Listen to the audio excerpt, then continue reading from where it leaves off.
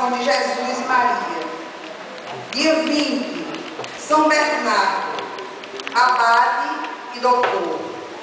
Dia 21, São Pio X, Papa e confessor. Dia 22, Nossa Senhora Rainha. Dia 23, Santa Rosa de Lima, padroeira da América Latina.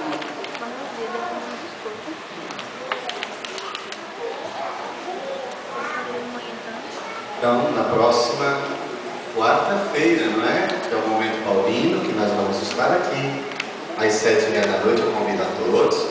As crianças, os jovens vão apresentar um sociodrama e nós vamos trabalhar aqui um pouquinho, estudar um pouco, rezar, aprofundar um pouco sobre o batismo na visão de São Paulo Apóstolo.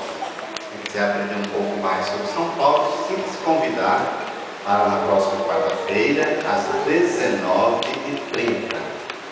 Só me perguntar da noite, 19h30, então, próxima quarta-feira. Também vem cá, o pessoal não conhece, tem que vir alguém aqui. Nós estamos fazendo a inscrição do Segue-me.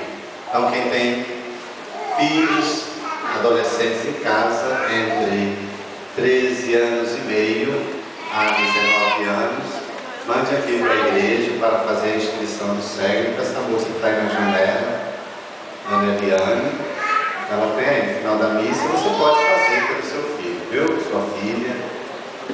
O encontro vai acontecer nos dias 11 e 12 de outubro.